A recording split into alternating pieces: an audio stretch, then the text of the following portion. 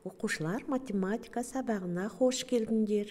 Оқулықтарының 36-шы бетін ашып, 81-ші сабаққа назар аударыңдар.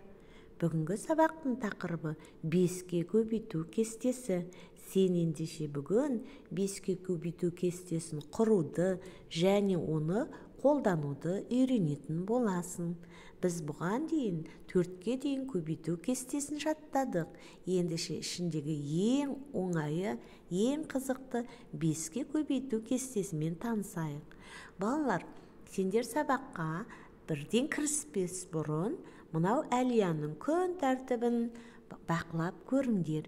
Егер тез-тез мынау бөлуді орындайтын болсаңдар және шыққан сандарды өсу ретімен қойсаңдар, Әлияның немен айналысатын күн тәртібінің кезеңін білетін боласыңдар. Ал қане кеттік.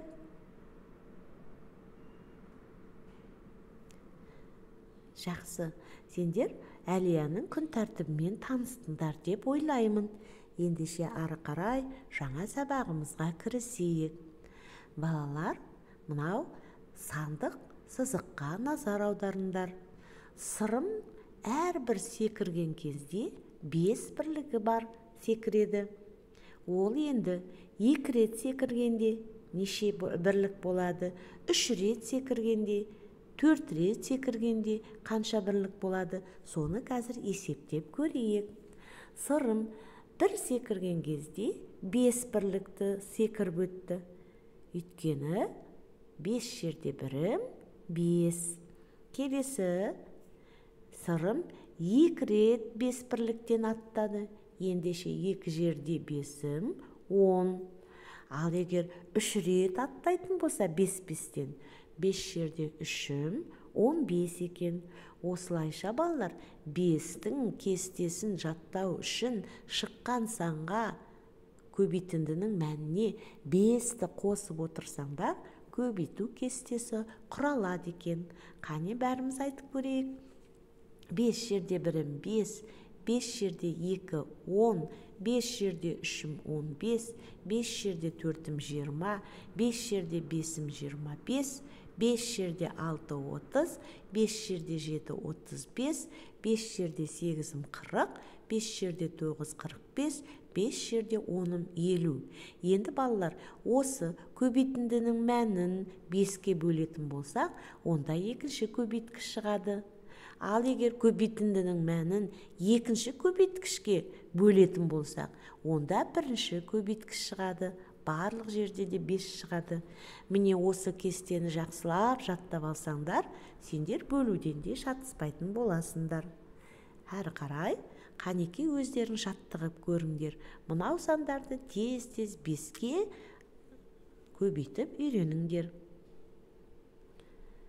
Балалар, енді сендер дәптермен жұмыс жасайсыңдар.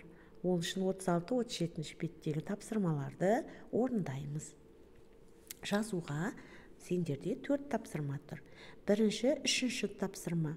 Онда күнделікті шығарып жүргендей 5-ке 6, 7, 8, 9-ды көбейтіп жазасыңдар. Және 25, 30, 35, 40, 45-ті 5-ке бөліп екінші бағанға шығарасыңдар.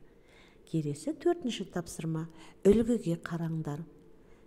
Мысалы 40 көбейту 5 дейтін болсақ, 40 дегеніміз ол 4 ондық. 4 ондықты 5-ке көбейтіп аламыз. 4 жерде 5-ім 20, оған 0-дық тіркейсіңдер, сол кезде 200 болады. Міне осылай есепті үлгіге қарап, дәл солай айнытпай орындаңдар. Келесі тапсырма сендерде 6-шы тапсырма. Ол үшін қағазбен, қарындашпен сызғыштарыңды алыңдар. Барлық қабырғасы 6 сантиметр болатын шаршыны сызыңдар. Шаршы дегеніміз барлық қабырғасы тең геометриялық фигура екен ұмытпайық. Келесі тапсырма 7-ші тапсырма. Өрнектің мәндерін табасыңдар.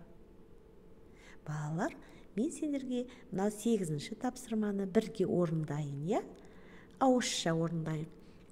Ең кіші 2 таңбалы санға 35-ті қосып, шыққан санды ең үлкен 1 таңбалы санға бөл.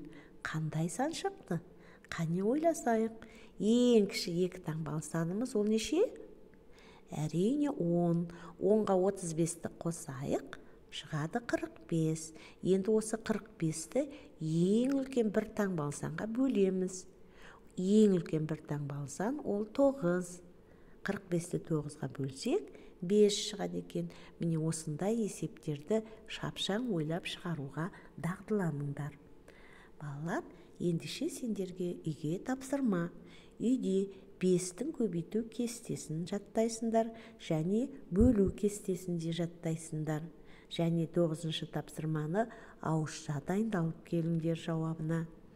Егер де саған сабақ түсініксіз болса, онда жекеге шығып сұрауға болады. Жұмыстарыңа сәттілік балалар.